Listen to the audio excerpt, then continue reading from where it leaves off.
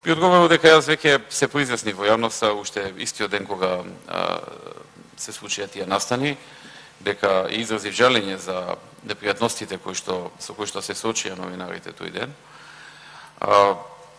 Потоа следуваше и објаснување од страна на претседателот на Собранието, кое што вчера беше реферувано во медиумите по писмен пат.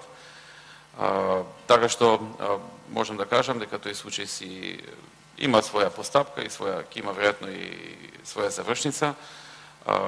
Жалам исто така и за она што им се случуваше на новинарите надвор од парламентот, особено во некои ситуации каде што имаше обиди за напад на новинар на една телевизија, кое што беше регистрирано и на камерите, беше регистрирано и во медиумите.